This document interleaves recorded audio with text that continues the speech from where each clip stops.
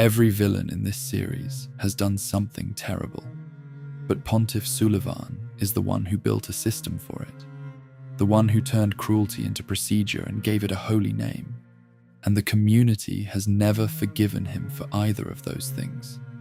To understand how he got there, you have to start somewhere that sounds nothing like a story about power. Suleiman was born and raised inside a painting.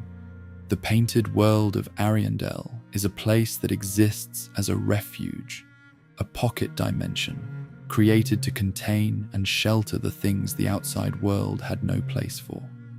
Broken people, discarded things, creatures and beings that did not belong in the larger order of the world were placed inside the painting, given somewhere to exist that was separate from everything else. The painting was designed around the logic of loss, around the idea that what ended up there had already suffered something significant. The spell descriptions from the Ashes of Ariandel expansion are where Suleiman's origin gets its clearest documentation. 2 sorceries, Snap Freeze and Frozen Weapon, were left behind when a young sorcerer named Suleiman departed the painted world. The specific language attached to those spells explains why he left. He had not yet experienced loss. The painted world was built for the broken, for those who carried wounds and had nowhere else to go. Suleiman left that world behind precisely because he did not fit its defining condition. He arrived in the outside world without the thing the painting was designed to house, and that absence would shape everything he became. Most people who come from a world built around suffering develop some understanding of what it costs. Suleiman came from that world and left it because he felt none of that cost personally. When you trace what he went on to build, that original condition starts to feel less like a biographical footnote and more like the entire explanation. He arrived in Irithyll, a city built on cold stone beneath a sky that never fully warmed, and he found something that changed the direction of everything. The lore tied to the Pontiff boss encounter describes the moment plainly. As a young sorcerer, Suleiman discovered the profaned capital and an unfading flame somewhere beneath or near the city. The discovery is described as the point where a burning ambition took root in him. That is the language the game uses, burning ambition, which is interesting because the thing that sparked it was a fire that should not have existed in the way it did. The fire of that era was supposed to fade. The entire metaphysical system of Dark Souls 3 runs on the premise that the flame cycles, that it dims and must be renewed, that the whole world is organized around managing that eventual decline. The profaned flame was something different. It burned without that inevitable fading quality, a persistent fire that operated outside the usual rules. The profaned greatsword, one of the weapons tied to Suleiman's soul, is described as representing this flame directly, as if the fire he found became part of his personal identity and not a tool he had access to. When he eventually built his religious system in Irithyll, the profaned flame sat at its center. The thing that defined him personally became the thing that defined his theology. For a young sorcerer already inclined toward building his own systems, finding a power source that refused to obey the established order must have felt like confirmation of something he already believed about himself. Suleiman did not claim political power immediately. What the lore shows is a man who waited for the right moment, and that moment arrived in the form of a crisis he did not create, but was perfectly positioned to exploit. Irithyll's religious structure centered on the Dark Moon Covenant and the figure who led it. Company Captain Yorshka is the NPC who explains what happened with more directness than most of the game's lore tends to offer. The Dark Moon Knights were led by her elder brother, Dark Sun Gwendolyn, who carried genuine authority in the city and in the covenant that operated under his name. Then Gwendolyn became ill. Leadership passed to Yorshka in his absence, and that transition created exactly the kind of vacuum that someone with Suleiman's patience and ambition could step into. Suleiman wrongfully proclaimed himself pontiff. Those are Yorshka's words, and she delivers them without ambiguity. He had no legitimate claim to the title. He had no lineage that connected him to the authority he assumed. He was a sorcerer from a painted refuge who had found a flame and decided that flame meant something about his right to rule. The proclamation was an act of theft dressed in ceremony, and he understood that removing the one person who could publicly contest it was the next necessary step. He took Yorshka prisoner. With Gwyndolin incapacitated by illness and Yorshka imprisoned, there was no one in Irithyll positioned to say that Sulivan had no right to stand where he was standing. The title of pontiff required no further contest. The coup was complete before most people understood one had happened. What he built on that foundation is where the law becomes genuinely disturbing to read through, because Sulivan's particular genius was understanding how to hollow out the things he inherited and replace their contents with something that served him while looking identical from the outside. The city of Irithyll itself was his first canvas. The small doll is a lore item that players need to pass through the barrier surrounding the city, and its description reveals something about how Sulivan managed access to the place he had claimed. He gave these dolls to valued subjects so they could cross the barrier when they returned home. The doll's text includes a detail that seems designed to feel like warmth from a distance. It repeats that Irithyll is always your home. That message, embedded in a physical object required for passage, is functioning as something other than reassurance. Access to the city was permissioned. The permission came from Sulivan. The ideology that justified the whole arrangement was stitched into the object you needed to exercise that permission. The Pontiff Knights were the mechanism through which he maintained order inside the city. The description attached to their golden crown specifies what these knights actually were in the structure Sulivan built. They reported directly to him. They served as his watchful eyes when surveillance was what the moment required, and they served as his punitive blades when something more direct was needed. The golden crowns were markers of this dual function, a visual signal within the city that indicated both proximity to power and readiness to exercise it. Irithyll, under Sulivan, was a city with a religious face and a security apparatus underneath, and the Pontiff Knights were the part of that apparatus that moved through the streets and reminded people who was watching. The religion and the police function were the same organization, which is exactly what a man who claimed religious authority he had never legitimately held would need to build to stay in power. The gifts he gave his knights are the part of Sulivan's system that the community tends to return to most often when discussing what made him specifically loathsome as an antagonist. The pontiff's right eye is a ring that the pontiff bestowed on his knights. The lore describes what happens to those who look into the black orb at the center of it. They are lured into battle. They are transformed into frenzied beasts. The ring produces a benefit for its wearer, but the benefit is inseparable from a dehumanizing process that removes the person and leaves something that functions for Sulivan's purposes without the complication of individual will. The text specifies something important about who received these rings. Sulivan gave them to knights dispatched to foreign lands.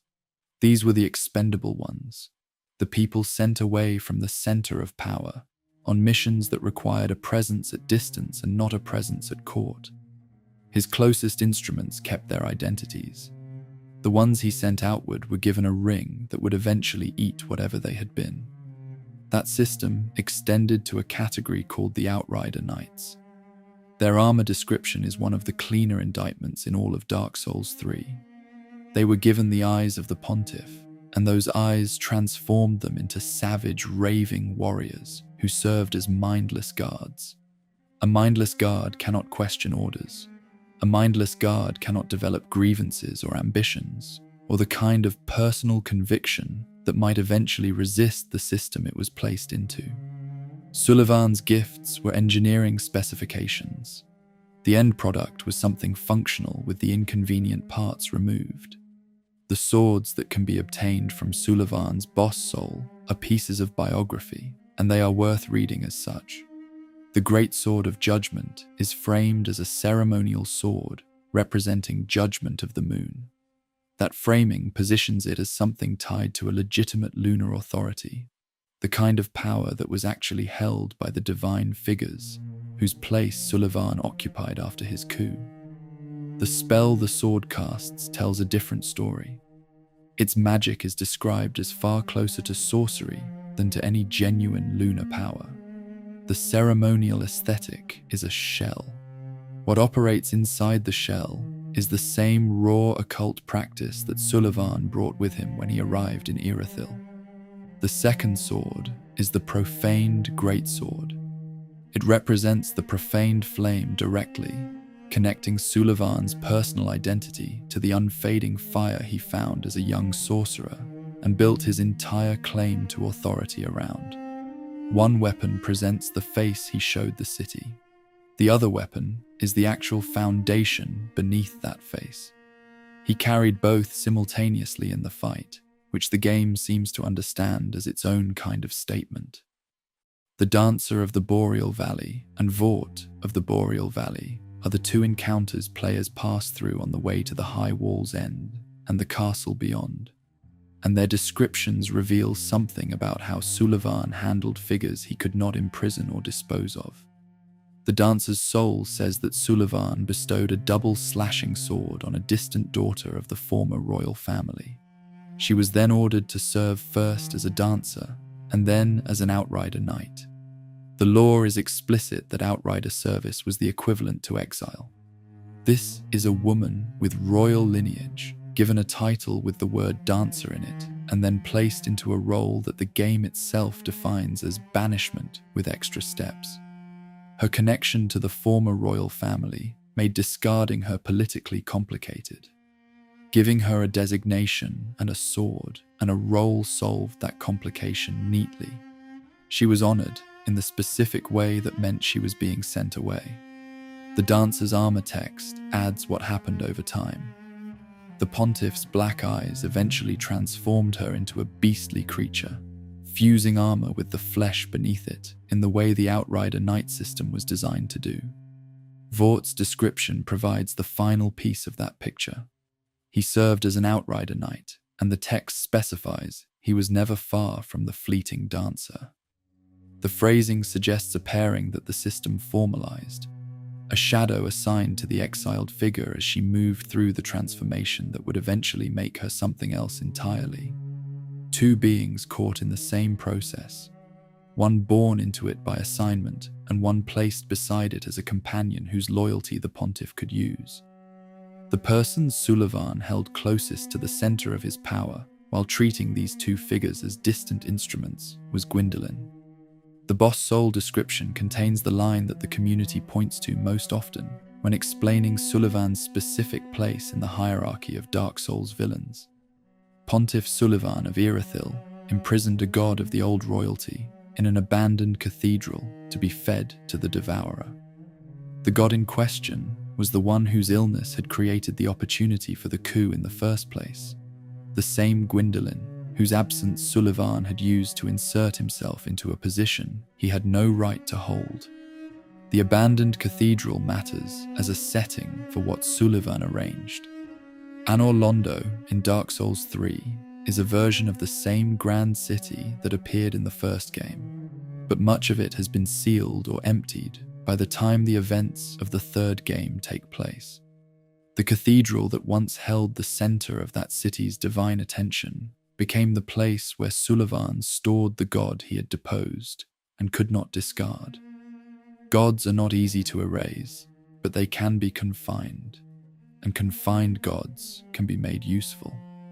The devourer the text refers to is Aldrich, one of the lords of Cinder whose revival was central to Dark Souls 3's opening premise. Aldrich was a figure who had consumed other beings, including gods, and the architecture of what Sullivan arranged meant that the god of the old royalty ended up inside the Devourer's cathedral as something closer to livestock than to a prisoner.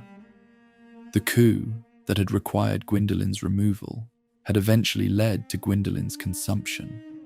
Sullivan did not neutralize a rival. He managed the entire situation in a way that ended with the city's legitimate divine authority being used as a resource for a devourer he had positioned at the center of his new order. When players reach Sullivan at the end of Irithyll of the Boreal Valley, they have already moved through everything he built. The city with its permissioned access and its propaganda objects, the Pontiff Knights watching from inside their golden crowns, the Outrider Knights transformed into mindless things along the roads outside the walls, the Dancer at the High Wall and Vort in her shadow, both caught in the conversion process his gifts always produced. By the time the fight starts, the script of who Sullivan is has been written entirely by the things you have passed through to reach him. The fight itself earns hate from a different angle. Sullivan is an aggressive boss whose attack chains come faster than most players are prepared for the first time through. He does not wait for openings. He does not settle into a rhythm that a patient player can learn to read at comfortable distance.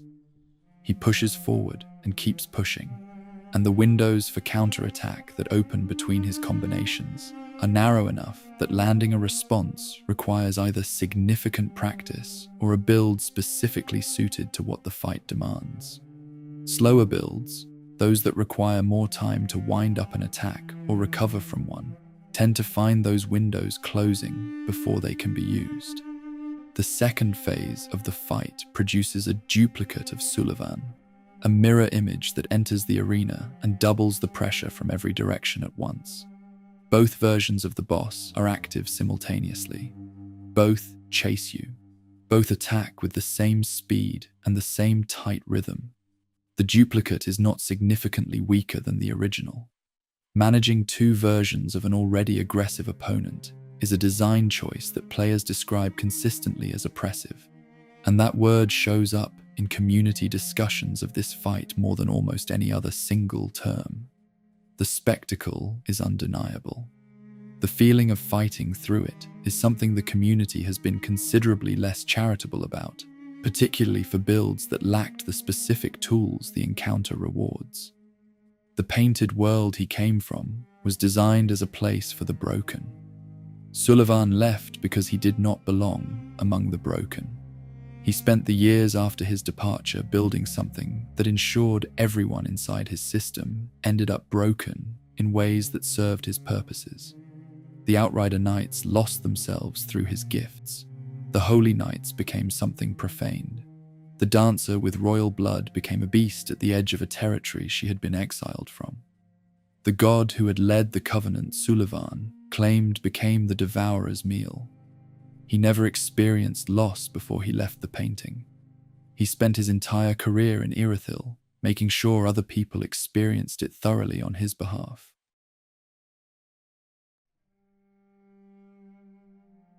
Most players who survived Dark Souls 1 arrived at the second game with a specific kind of confidence, the kind you earn after defeating everything that came before.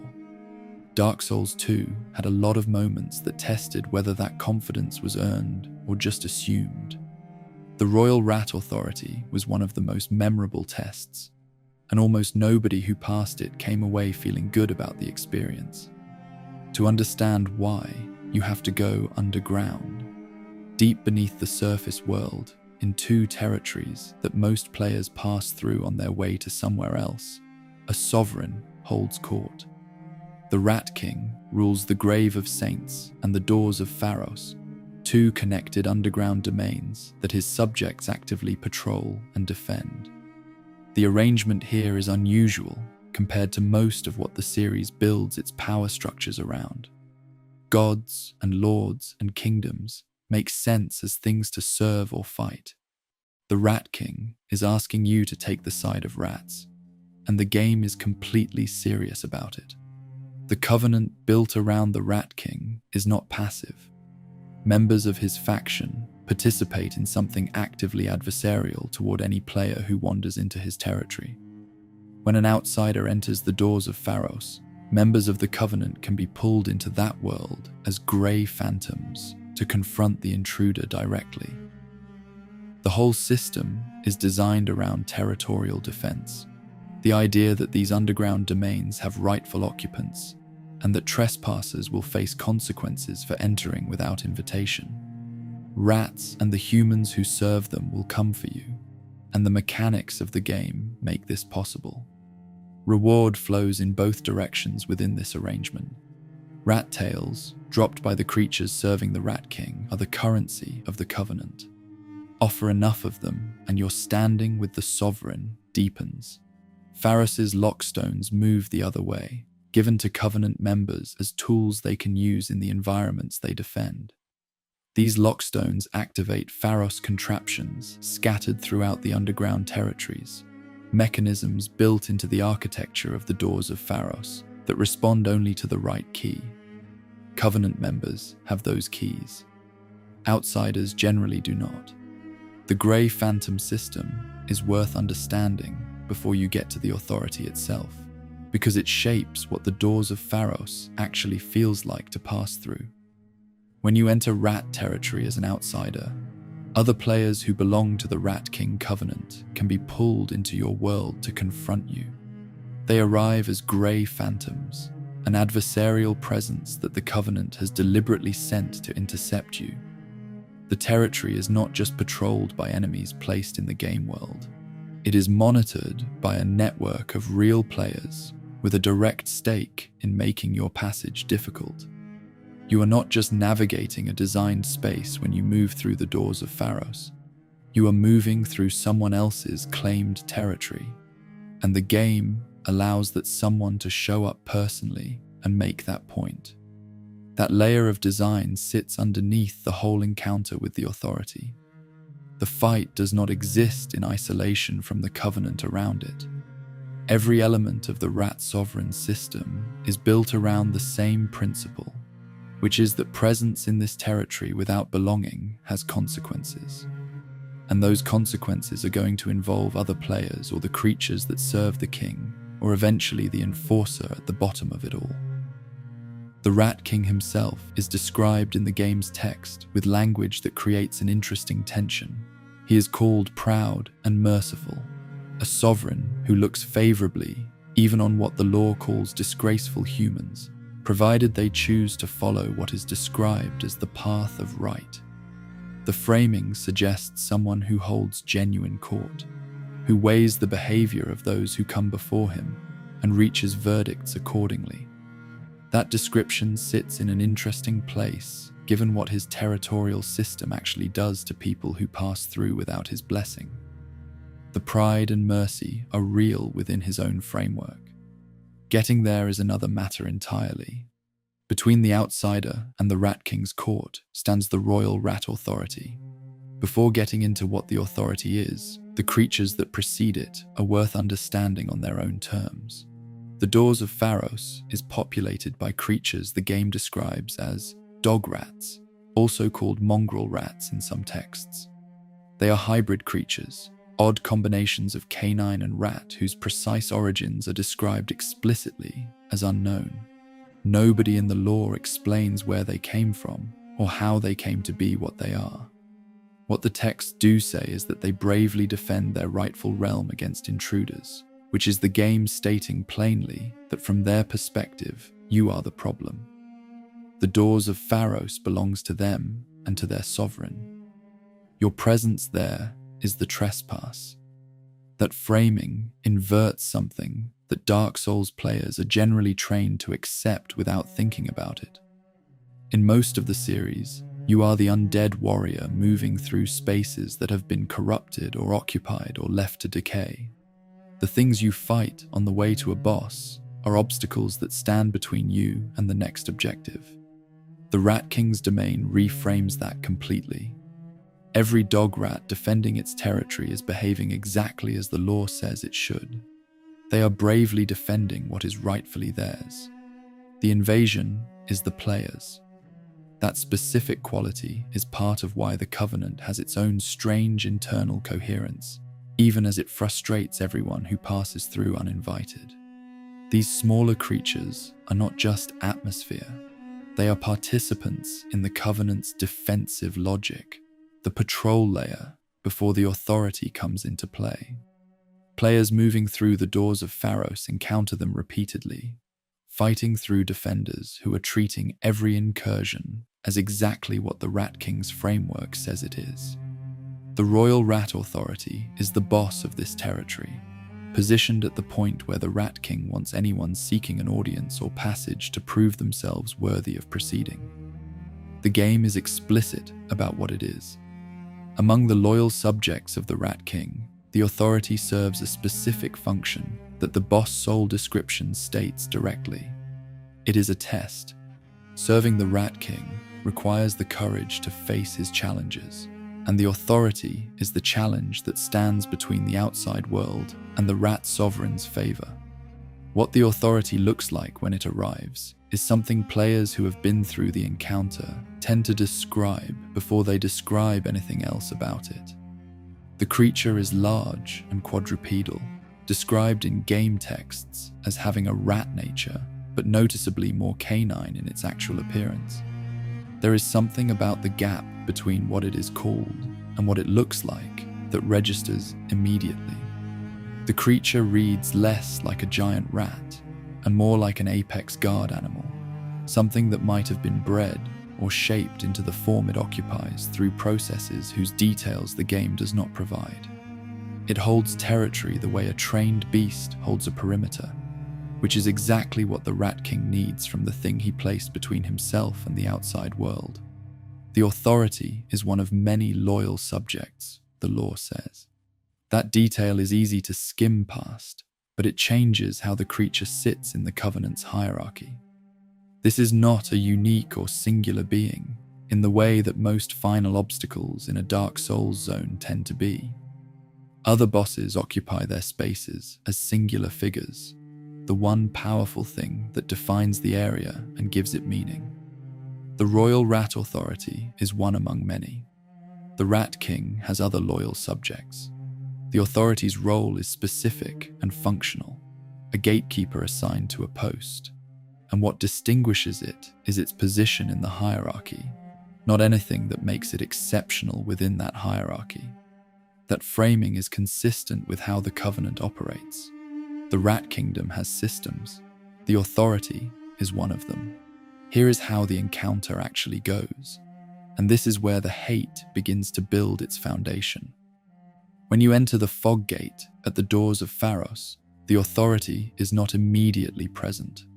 What you find first are 4 smaller dog rats, the same type of creature you have been fighting throughout the area. The arena gives you a moment to collect yourself, to take stock of the space and the enemies in front of you. That moment of apparent calm before the encounter fully begins is something players describe specifically because of what it sets up. Those 4 smaller rats carry toxic.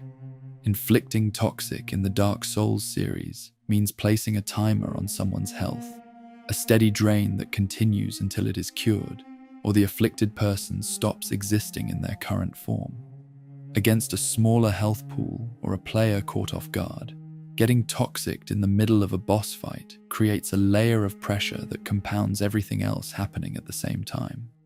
The dog rats in this opener can hit multiple times in quick succession, and repeated hits from multiple attackers can stagger a player into a stun-locked state where the ability to respond gets temporarily removed entirely. You are being hit, taking toxic build-up, and unable to respond while none of those things are being applied by the creature the encounter is named after. The main boss has not arrived yet. You are already losing the fight before the thing you came to face has entered the room. When the authority itself drops into the arena, whatever plan you formed in that initial calm has usually already been disrupted. The big creature arrives while you are still managing the smaller ones, entering a fight that has been deliberately shaped to hit you with a layer of status pressure before the actual boss mechanic begins. Players who lose their first attempts here often lose them to the opener. That dynamic is central to how the community remembers this encounter, and why frustration around it runs so consistently in a specific direction. The authority in actual combat brings a large body and attack patterns that punish players who stay too close or too far. Like several of the large quadruped encounters in the series, it slows visibly as it takes damage, the creature's movements becoming heavier as the fight progresses. That behavioral shift is familiar to anyone who has spent time with similar encounters across Dark Souls. There is a specific boss from the first game, a large wolf guarding a grave in a forest, whose combat follows a comparable structure. Both involve large quadruped creatures that adjust their behavior as they sustain more damage. Both end with the creature going down after a sustained effort. The comparison to that wolf encounter is something the community brings up frequently when discussing the Authority, and the reason it stings is worth unpacking. Great Grey Wolf Sif from Dark Souls 1 is one of the most emotionally resonant encounters in the first game. The lore behind that fight, the context of why Sif is there and what it costs to win, turns what is mechanically a large animal boss into something that players still bring up years later when talking about the moments that landed hardest across the entire series. People remember Sif because of what the fight means, not just how it plays. The creature slows as it sustains damage, and the game makes sure you understand why. That behavioral shift means something specific within the story, and the story has already done the work to make you care before you ever draw your weapon. The Royal Rat Authority does not have that. The lore behind it is functional, a gatekeeper role in a covenant structure, without the weight that made the earlier wolf encounter memorable. When players notice the structural similarities between the two fights, the Authority tends to suffer for the comparison in a way that amplifies existing frustration. The creature slows as it takes damage, just like the other fight. The arena is a similar scale. The combat loop follows a comparable arc. But where the wolf's slowing movement landed with emotional force because of everything the game had built around it, the Authority's version of the same behavior produces nothing. There is no story weight behind the moment. The gatekeeper is tiring. You are winning. The fight continues. The boss soul, which can be traded to an NPC named Strayed of Alaphis, produces a pyromancy called Acid Surge. The spell's description frames it as an acid that erodes equipment, the kind of thing that degrades whatever it touches and deals no straightforward damage. The word the text uses for what inspired the spell is pernicious. That is a specific word choice that the game uses deliberately, and it fits the Authority's position within the Rat King's defensive system. The Covenant's whole approach is adversarial by design, built around traps and ambushes intended to make passage through rat territory as uncomfortable and costly as possible for anyone who has not earned the right to be there. Pernicious acid that breaks down what you are carrying is a fitting summary of what the Rat King's organization does to outsiders. It erodes. That is the entire story of Royal Rat Authority. A gatekeeper built around a decent idea, sitting in front of a sovereign with genuine lore intentions, remembered by the community almost entirely for what it felt like to fight and almost nothing else. Some characters are hated for what they did to the people around them in the story. Some characters are hated for what they did to the player in the moment. The Royal Rat Authority sits squarely in the second category and has never moved from it.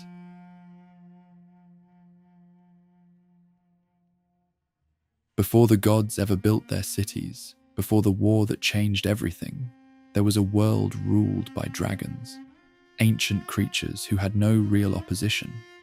Their bodies were wrapped in stone scales, and those scales made them essentially impossible to destroy. Nothing in existence could pierce them. Nothing could meaningfully challenge a living thing that nature had armored so completely. The dragons had ruled since before time itself existed, and every indication suggested that arrangement would continue forever. Then one dragon arrived without the scales. His name was Seath, and from the moment he came into the world, he was different from every other dragon in existence. Where his kind were born covered in the stone armor that carried their immortality, Seath was pale and exposed. He lacked the single feature that defined what a dragon was. In a world where those scales separated the everlasting from everything beneath them, Seath had come in on the wrong side of that line. His own species recognized that immediately, and they made sure he knew it. He was considered lesser, defective, something that did not belong among creatures who would never end. That feeling followed him. When the gods rose to challenge the dragons, the war did not go well for either side at first. Gwyn and his allies were fighting creatures whose scales turned away every attack. The war dragged forward with enormous losses, and there was no obvious path to victory, because the thing protecting the dragons was not something that could be countered directly. The scales were too strong. The immortality behind them was too absolute. Seath changed that entirely, and he did it by walking up to the enemy and handing over the one secret that made his species unkillable. The stone scales were not armor. They were the actual source of dragon immortality. Strip them away, and you strip away the thing that made ending a dragon impossible. That piece of information, given freely by one dragon to the gods waging war against all dragons, flipped the entire conflict. Gwyn learned to concentrate lightning into weapons that could shatter stone. His knights struck with that power, and the scales cracked for the first time. Once the scales broke, the immortality beneath them broke with it. Every dragon who fell in that war fell, because Seath handed their killers the mechanism of their destruction. He did not fight at the front. He gave away the secret and watched his entire species lose the world they had ruled since before memory began. For this, Gwyn rewarded him better than he rewarded most of his own family. The bequeathed Lord Soul Shard, one of the key lore items in Dark Souls 1, tells you exactly what Seath received. He was given a title of Duke. He was embraced by royalty. A fragment of Gwyn's own Lord Soul, one of the most concentrated pieces of power in existence, was handed to him directly. Beyond all of that, a massive archive fortress was constructed above Anor Londo, specifically for his use, stocked with knowledge and resources and every advantage a researcher could want. The dragon who had spent his existence being rejected by his own kind found more acceptance among the victors than he had ever known among the species he had just handed over to be destroyed. There is a thread of something almost understandable in that, if you are willing to look at it from a certain angle. He had been treated as lesser by the creatures who shared his nature. The beings who valued him were the ones who rewarded his defection. You can trace a logic there even if the logic is ugly. But what Seath did with the platform he was given from that point forward is what closes the door on any sympathy the story might have opened. His obsession never changed. Everything he had done, the betrayal, the alignment with Gwyn, the entire arrangement, traced back to the same want he had carried since birth: immortality. The scales his kind were born with had carried that gift for every dragon who possessed them. Seath had helped destroy the creatures who had it, but destroying them did not give it to him. The dukedom and the soul fragment and the archive were compensation. They were not the goal. The goal was the same thing it had always been from the moment he first looked at his scaled kin and understood what separated him from them. So he began researching. In the early period, the Duke's archives appeared to be exactly what they were presented as: a grand library, a center of learning and knowledge, a place where serious work on the nature of the world and its underlying forces could be conducted. Seath threw himself into studying immortality and the mechanics of the soul with the kind of focus that only comes from wanting something with your entire being for your entire life. His research produced results that would eventually form the foundation of sorcery as a discipline that exists across the entire Dark Souls world. He became known as the grandfather of sorcery. The knowledge he uncovered was genuine and significant. People sought out his archive for learning. The institution had real value. The Moonlight Greatsword is one of the most famous weapons in the series. and its description directly credits Seath as the source of the magical tradition behind it. The blade is described as imbued with his power, capable of being unleashed as a wave of moonlight. That weapon exists because of what his research actually uncovered. There are crystal-based sorceries, powerful spells that trace back to the work done in the Duke's archives, that players have used across multiple games in the series. The academic output of the archive was real. Seath's position as the founding figure of one of the game's core magic systems is not hyperbole. It is accurate. That is what makes the next part of his story so deliberately uncomfortable. Then the research started to require something that books alone cannot provide. At some point in the progression from ambitious researcher to something else entirely, Seath made a decision about what he was willing to do to other living beings in service of what he wanted. The lore around the Duke's archives frames it directly.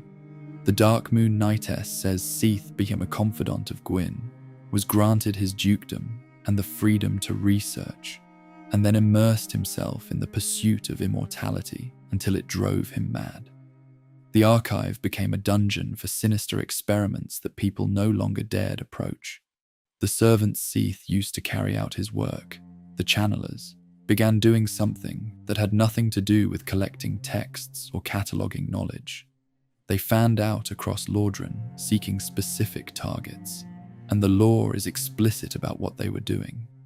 The channelers sought and kidnapped inhabitants of Lordran to bring back to the archive for research. These were not willing participants. They were taken. The grand library that Gwyn had built for his favoured duke became the intake point for a supply chain whose output was something players still talk about as among the most disturbing things in all of Dark Souls 1. Worth noting is that the channelers are present throughout Lordran, not just inside the archive. You encounter them before you ever reach Seath's fortress, roaming areas like the Undead Parish. At the time you first see them, they look like strange robed figures in distant service to some purpose you have not yet understood. By the time you learn what they are actually doing, those earlier encounters take on a different weight. These were not random wandering enemies. They were the intake arm of Seath's operation, out in the world collecting what he needed to continue his work. The Pisakas are what you find in the lower levels of the archive prison when you play through the game. They are grotesque creatures that move wrong and fill the narrow corridors with something deeply unsettling before you even process what you are looking at. The lore connects them directly. The Pisakas were created through experiments performed on women who had been collected by the channelers. Human beings who had been taken from their lives and subjected to whatever process Seath decided to run on them in pursuit of answers he was convinced were within reach. The things you encounter in those prison corridors are what came out the other side of that process. Players react to the Pisakas differently than they react to almost any other enemy in Dark Souls.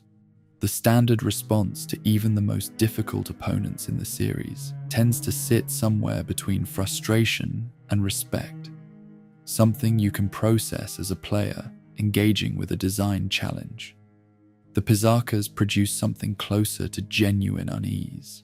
The environmental storytelling around them makes it clear what they were before they became what they are. The cells, the context, the lore explicitly naming the source. That detail sticks with people long after the game is finished. And it is the specific reason that Seath's hatred profile is different in kind from most other characters across the franchise. His crimes are not abstract. They happen to specific people in a specific place, and you walk through what was left afterward. Now, Seath did eventually solve the problem he had spent his existence on. He found a version of the immortality he had always wanted, though it came with an irony built directly into its foundation. When he had betrayed the dragons and helped dismantle his own species, he had taken something from the wreckage. The primordial crystal was a sacred treasure that Seath acquired in the course of turning on the ancient dragons, and it became the cornerstone of his answer to the question that had consumed him. Big Hat Logan, a master sorcerer who spent considerable time in the archives pursuing Seath's research before his own fate intervened, explains the mechanics of what the primordial crystal does. Seath is a true undead, in a form different from the human undead you encounter throughout the game. His wounds close promptly. Attacks that would be fatal to anything else do not affect him the way they should. Logan makes clear that all of this traces back to the crystal, and that destroying it is the only path to actually dealing meaningful harm to Seath at all. So the dragon born without scales found his own version of what he had always wanted. He built it through betrayal, through acquisition, through imprisoning people and running experiments that turned them into the things in those dark corridors. Then he sat in his crystal cave with the sacred stolen artifact keeping him safe from any consequences, and continued his work. The way the game handles your first encounter with Seath is not an accident, and it matters for understanding why he sits among the most hated figures in the series. You do not get to fight Seath the first time you reach him. You lose. The encounter in the archive tower is designed to be unwinnable. While the primordial crystal stands intact, Seath cannot be harmed. You do not know that on your first visit. There is no way to reach the crystal and no way to change the outcome. Seath overwhelms you, and then you wake up as a prisoner in the lower levels of his archive. This is a deliberate choice by the game's design. You are put through the experience of being one of his subjects, taken, imprisoned in the same structure where the Pisakas wander the corridors and snake-headed wardens patrol the halls. You have to escape using everything you have built over the course of your journey, and in doing so, you see the inside of the institution that was built from the resources Gwyn handed a dragon who had proven he would use whatever he was given to pursue his own ends. Big Hat Logan is there too, if you freed him from Sen's fortress earlier. The greatest sorcerer in Lordran, a man who had devoted his life to the pursuit of knowledge, had come to the Duke's archives seeking what Seath had discovered, and ended up in a cell alongside the other prisoners. His presence underlines something about what the archive had truly become. Even those who arrived with genuine scholarly purpose were taken. The logic of the institution was simple and terrible. Everyone who entered was a potential resource, regardless of why they had come. Logan's own story does not end well, and the game shows you that too. His obsession with Seath's work consumed him over time. Given enough exposure to the knowledge accumulated in the archive, Logan went mad. He began to believe himself to be Seath. He shed his robes and eventually had to be confronted inside the very archive where he had sought answers, no longer the brilliant teacher who had been willing to share his knowledge with you throughout your journey. He became another casualty of the same research that had produced the Pisakas. The grandfather of sorcery's work did not only damage the people who were brought by force, it pulled in the ones who came willingly and took everything from them as well. The archive itself is worth spending a moment on as an environment, because the design of it tells a story on its own. The upper levels look like what the place was originally intended to be. Books, towers, the scaffolding of a serious institution of learning. As you descend through it, the architecture shifts. The prison section does not feel like an afterthought added to an existing library. It feels like the library was built around the prison, or like the prison was always the point and the library was what you showed people from the outside. That environmental detail is something players absorb whether they are actively tracking the lore or just moving through the space. You destroy it first. That is the sequence.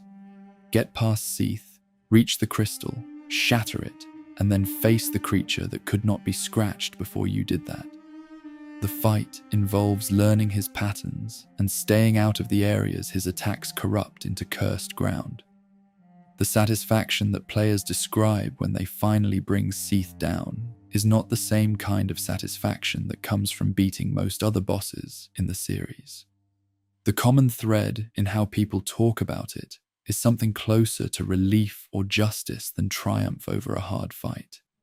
The community response to his lore tends to land on genuine disgust in a way that exceeds the frustration of a difficult encounter. People come back to the Pisakas, to the kidnapping pipeline his channelers operated, to the conversion of a library into an intake center for experiments.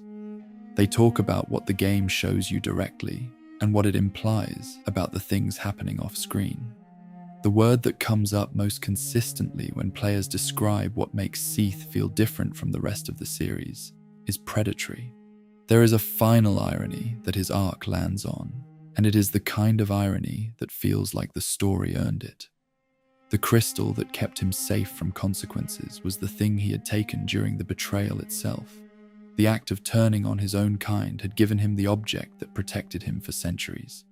Once that crystal was gone, Seath was exactly what he had always been terrified of being: vulnerable, exposed.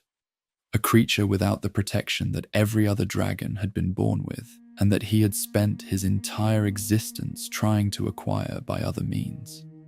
He got a version of immortality, but it was a version that could be broken in the middle of a fight. The complete arc of Seath the Scaleless is the story of a creature defined by a wound he was born with, who responded to that wound by betraying everyone around him, who was rewarded beyond what most gods received for the same betrayal, and who spent the centuries that followed building an institution of horror in pursuit of something he never actually managed to hold permanently. The archive fell silent when he fell. The channelers lost their purpose. The things in the lower levels no longer had anyone directing their torment. Dark Souls 1 gives you a lot of characters with motivations you can trace and sometimes even understand. Seath is the one the community returns to as the clearest case of predatory villainy, the figure who had every reason to know what it felt like to be treated as lesser, and used that knowledge to build a system that did the same thing to people who had never wronged him at all. The origin story opens a door. The archive floors close it permanently.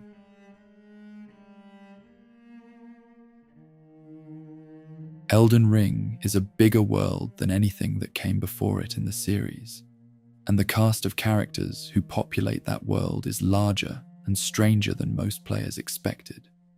Among all of them, Morg, Lord of Blood, became one of the most talked about, most argued over, and most genuinely despised figures the series has ever produced. The hate around him blends story disgust and mechanical frustration in a combination that the community has been unable to stop discussing since the game launched. His origin starts with a birthright that meant nothing from the moment it was given to him. Morg was born of the Golden lineage, a child of Queen Marika and Godfrey, the first Elden Lord. That lineage placed him inside the royal family at the top of the world's order. His twin brother was Morgott, and the two of them shared something beyond parentage. Both brothers were born as omens, a cursed condition that manifested physically and marked them as something the royal family could not tolerate in its halls. The curse was visible. It made them wrong in ways that the people around them could see and react to. The response from the family and the world that surrounded them was confinement. Both twins were imprisoned in the underground, shunning grounds beneath Leyndell, beneath the capital city of Leyndell, shackled underground in the place the surface world put the things it wanted to forget about. Born into a golden lineage and immediately buried beneath it. The contrast between what his birth should have meant and what it actually produced is the foundation of everything Morg became. Most people who find themselves in circumstances like those develop one of two responses. They spend their lives trying to escape the condition that defined their rejection, working towards some version of acceptance or normalcy or belonging in the world that cast them out. Or they turn toward what they were condemned for, take the thing that made them monstrous in the world's eyes, and embrace it completely. Morg chose the second path, and the lore describes that choice with unusual directness. The Blood Boon incantation is one of the clearest pieces of character writing attached to any item in Elden Ring. Its description explains a gesture in which Morg thrusts his arm into the body of the Formless Mother to scatter blood flame.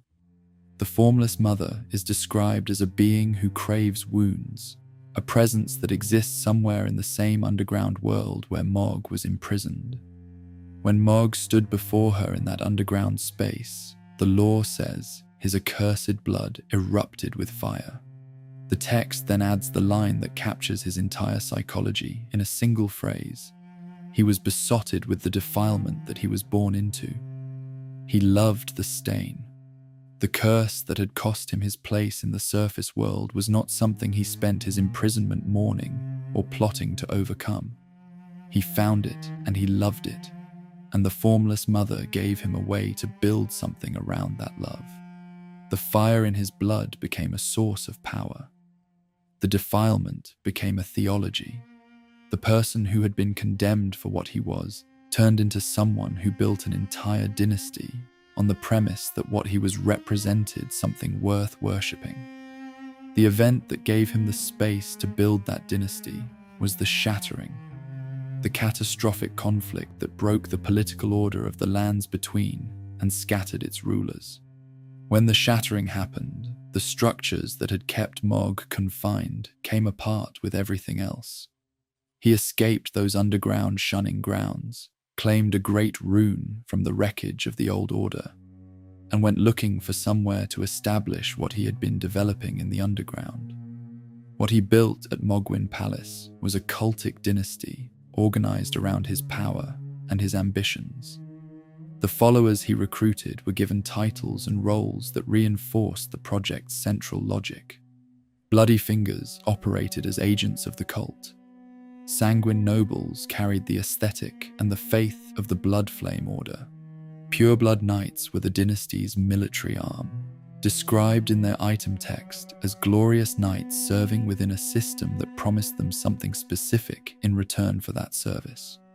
The Lord of Blood's Exaltation, a talisman associated with Mog's cult, contains language addressed to those followers that describes both what he expected from them and what the entire structure was aimed at producing. The text instructs followers to render offerings, to feed his consort's cocoon, and frames the consort's eventual awakening as the dawn of the dynasty. The blood offerings were logistics. The religion was a supply chain with a specific destination. That destination was Miquella, one of the demigods of the lands between, a figure described as an Empyrean, someone with the potential to ascend to true godhood. Morg had taken Miquella and placed him inside a cocoon at the highest point of the Mogwyn dynasty mausoleum. The remembrance of the Bloodlord, which players receive upon defeating Morg, makes his intentions explicit. He wished to raise Miquella to full godhood, and he wished to position himself as consort to that god, taking the role of monarch in the dynasty the Ascension would create. The Pureblood Knight's medal describes Morg slumbering beside the divinity. He did not stand guard over the cocoon from a respectful distance. He placed himself beside it, in proximity that mimicked a closeness he had decided existed between them. The remembrance also notes that he received no response, no matter what he tried. Miquella, sealed inside the cocoon, gave Morg nothing back. The dynasty's entire foundation, the blood offerings and the glorious knights and the palace built around the spot where the Empyrean lay, was constructed in service of a relationship that existed entirely on Mog's side of it. That staging is precisely why the hate around Mog carries a weight that most other entries in this series cannot match. Seath's crimes took place in the lower floors of an archive, and were pieced together through environmental storytelling and item descriptions. Sullivan's system was assembled from the people and objects scattered across his city.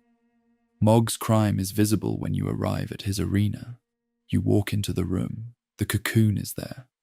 He is beside it. The palace exists around all of it. The visual geometry of the space has already told you everything before the fight starts. The encounter itself became notorious for a specific mechanical reason that is almost perfectly suited to his lore identity. Midway through the fight, Morg performs a ritual. He gathers himself and executes a sequence that places a curse mark on the player, then triggers a damaging rite across 3 distinct stages, with each stage building on the last. Players who did not know this was coming, which was everyone on their first attempt, experienced the sequence as a sudden and devastating interruption to a fight they thought they understood. The rite could take a player from a comfortable position to a critical one before they processed what had happened. An item called the Purifying Crystal Tear exists specifically to counter this rite. When added to the wondrous physic flask before the fight, and consumed at the right moment, it cleanses the curse mark and eliminates the damage from the ritual sequence. Players who discovered this felt the specific satisfaction of finding the answer to a puzzle. Players who went into the fight without knowing it existed and were repeatedly dismantled by the ritual sequence felt something else.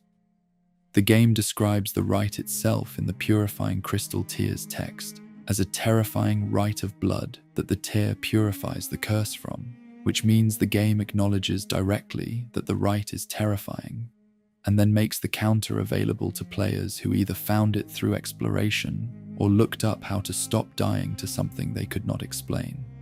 The community response to that specific design choice remains heated.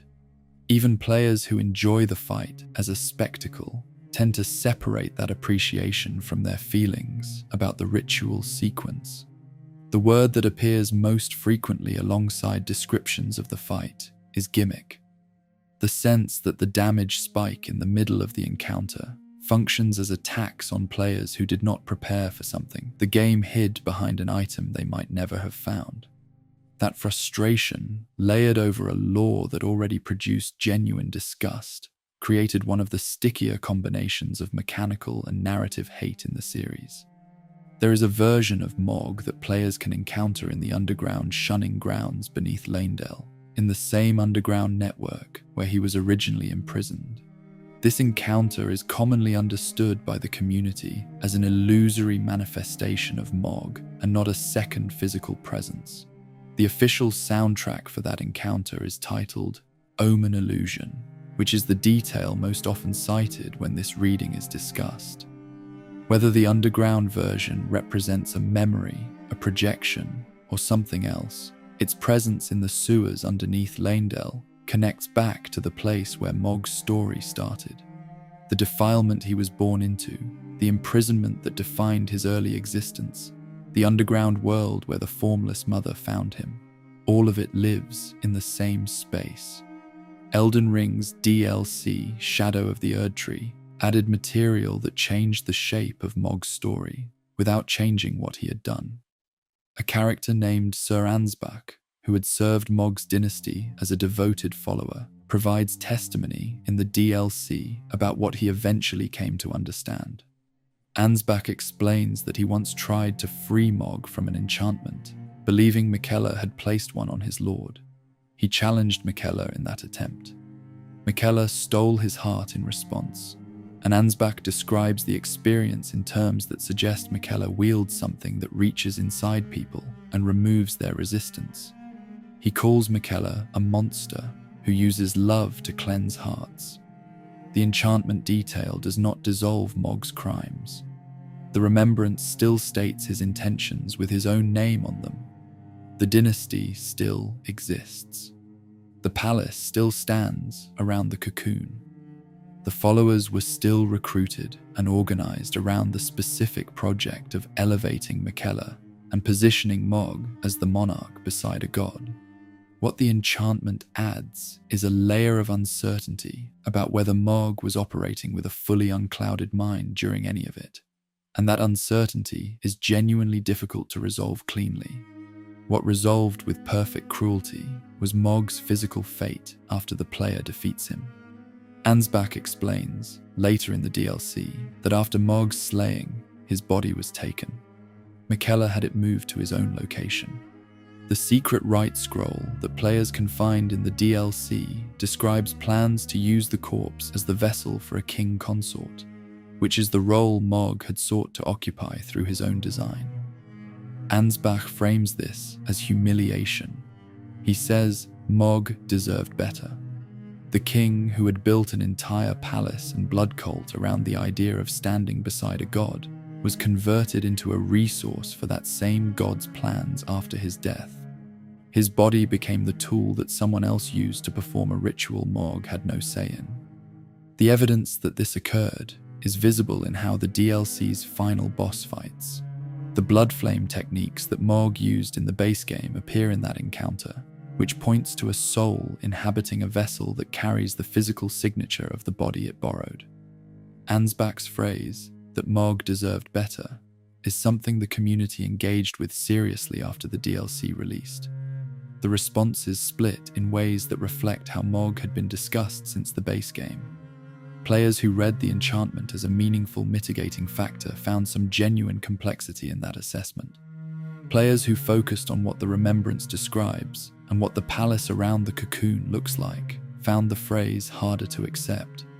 Both readings trace back to accurate details in the source material, and the tension between them is exactly why Mog has remained one of the most actively argued over figures in the series long after both the base game and the DLC completed his arc.